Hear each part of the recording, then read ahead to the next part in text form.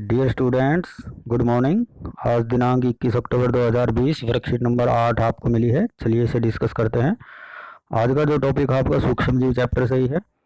आज जो बात इसमें बताई गई है वो ये है कि आपने कई बार देखा होगा सर्दी के मौसम में आपको आम खाने का मन करता है और गर्मी में आपका मौसम स्ट्रॉबेरी खाने का करता है, तो आप क्या करेंगे?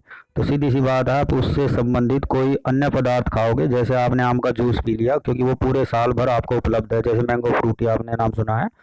तो ये जो पदार्थ हैं ये लंबे समय तक खराब क्यों नहीं हो रहे?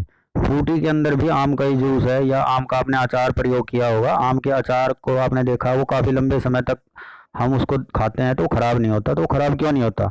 क्योंकि हमने उसके अंदर सूक्ष्म जीवों की वृद्धि को रोक दिया, और ये सूक्ष्म जीव हमारे चारों तरफ उपलब्ध हैं। जो ही इन्हें उचित नमी और तापमान मिलती है तो ये अपनी वृद्धि शुरू कर देते हैं, और इसलिए ये सामान्य खाद्य पदार्थ को खराब कर देते हैं। तो आपने देखा होगा, आपके घर में कभी कोई रोटी का टुकड़ा बच जाता है तो एक दो दिन के बाद आप देखोगे उसका रंग और स्वाद बदल जाएगा। और ऐसे बहुत सारे खाद्य पदार्थ हैं जो रखे रखे उनमें से बदबू आनी शुरू हो जाएगी। लंबे समय तक अगर आप उसको रख देते हैं तो उसका रंग, स्वाद और सुगंध सब चीज़ें बदल जाएंगी और वो खाने योग्य नहीं रहेगा। तो उसे ऐसा किसने किया? ऐसा सूक्ष्म जीवों ने किया। तो हमें अगर अपने खाने के पदार्थ को लंबे समय तक चलाना है तो हमें उसको सूक्ष्म जीव की वृद्धि से बचाना पड़ेगा। तो आज का टॉपिक यही है कि हम अपने खाने के पदार्थ को सूक्ष्म जीवों से कैसे बचाएं। तो उसे खाद्य परिरक्षण विधि बोलते हैं। खाद्य परिरक्षण का अर्थ है भोजन को सूक्ष्म जीवों से बचाना, खाद्य परिरक्षण कहलाता है। तो उसके लिए सबसे पहली विधि है रासायनिक विधि। इसमें हम दो रासायनिक पदार्थों का प्रयोग करते हैं। पहले का नाम सोडियम बेंजोएट है, दूसरे का नाम सोडियम मेटाबाइसल्फाइट है।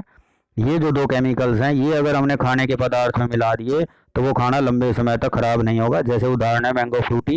ये आपको पता है इस पर एक्सपायरी डेट 6 से 8 महीने तक की लिखी रहती है। तो ये तब तक क्यों नहीं खराब होता? क्योंकि इसमें ये दो केमिकल्स मिलाए गए हैं, जिस कारण से उसमें सूक्ष्मजीव वृद्धि नहीं करेंगे। ऐसे ही दूसरा पॉइंट है नमक द्वारा। अगर हम मांस, मछली या आम को सूखे नमक से रगड़ दें उसके ऊपर, तो उसमें सूक्ष्मजीवों की वृद्धि नहीं होगी और वो लंबे समय तक खराब नहीं होंगे।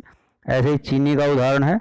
चीनी का आपको पता है, चीनी की अगर हम चाशनी बना लेते हैं, उसमें रसगुल्ले डाल देते हैं, या हमने मुरब्बा देखा होगा आपने, तो वो भी लंबे समय तक इसीलिए ठीक रहता है क्योंकि उसके अंदर भी नमी खत्म हो जाती है और सूक्ष्मजीव वृद्धि नहीं कर पाते। तो चीनी के द्वारा भी हम सूक्ष्मजीवों से अपने खाद्य पदार्थ को बचा सकते हैं।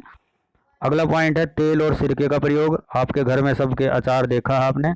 अचार के अंदर सिरके का भी प्रयोग करते हैं और उसको तेल में डुबो के रखते हैं, क्योंकि तेल के द्वारा और नमक के द्वारा, सिरके के द्वारा उसमें खाद्य पदार्थ में सूक्ष्मजीव वृद्धि नहीं करेंगे। गर्म और ठंडा करना। आपके घर में पता, आपको दूध को उबालते हैं ताकि उसके सूक्ष्मजीव नष्ट हो जाएं और वो दूध खराब ना हो। और ऐसे ही आपके घर में फ्रिज भी है। फ्रिज के अंदर आप खाद्य पदार्थ को रखते हैं तो वो ठंडा होने के कारण उसमें सूक्ष्म जीव वृद्धि नहीं करेंगे, क्योंकि सूक्ष्म जीव बहुत कम तापमान पर और बहुत अधिक तापमान पर वृद्धि नहीं कर सकते।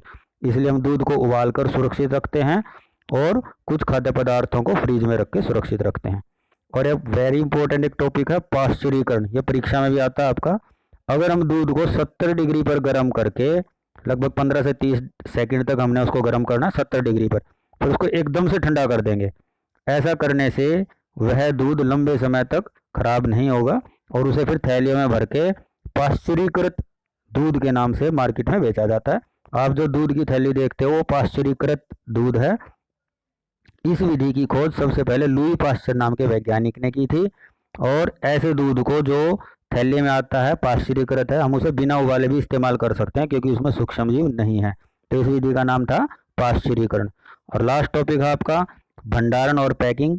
कुछ ऐसे फ्रूट्स हैं, ड्राई फ्रूट्स, मेवे बोलते हो, काजू बादाम, जिन्हें हम वायुरोधी किसी पैकेट में बंद कर दें, वैक्यूम पैक बोलते हैं इसको, उसमें बिल्कुल हवा नहीं होती। आपने ऐसे लिफाफे कई देखे होंगे जिसमें खाने का मटेरियल है, उसमें हवा बिल्कुल नहीं है, तो भी हम उसे सुरक्षित रख सकते हैं क्योंकि बिना वायु के भी सूक्ष्म जीव वृद्धि नहीं करेंगे। और इन सब के अलावा एक टॉपिक और भी आपने सुना होगा कि कुछ लिफाफों में नाइट्रोजन गैस भर दी जाती है।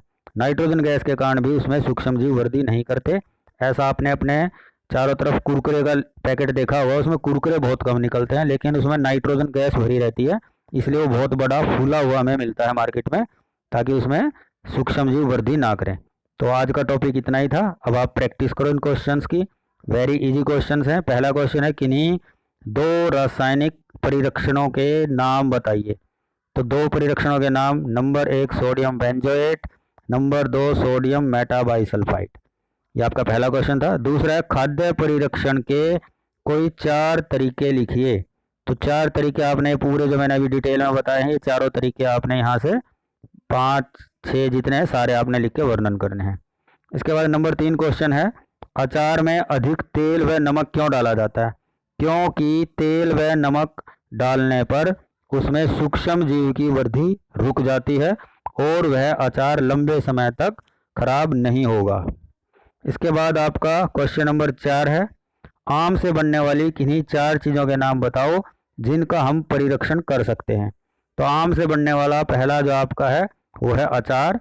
तो अचार में आप नमक का, सिरका का प्रयोग करते हो। नंबर 2 पे आप लिख सकते हो मुरब्बा इसका बना सकते हो, मुरब्बा भी लंबे समय तक खराब नहीं होगा। तीसरा आप इसका जूस बना सकते हो, जैसे मैंगो जूस, फ्रूटी। और नंबर 4 आप इसका सुखा के नमक रगड़ के अमचूर बना सकते हो। तो ये जो खाद्य पदार्थ मैंने बताए हैं ये खराब नहीं होंगे और ये आम से ही बनते हैं। तो आज का टॉपिक इतना ही है प्यारे बच्चों, इसे ध्यान से पढ़ो और याद करो और नोटबुक में लिखो ताकि आपको परीक्षा में कोई समस्या ना हो। थैंक यू बेटा।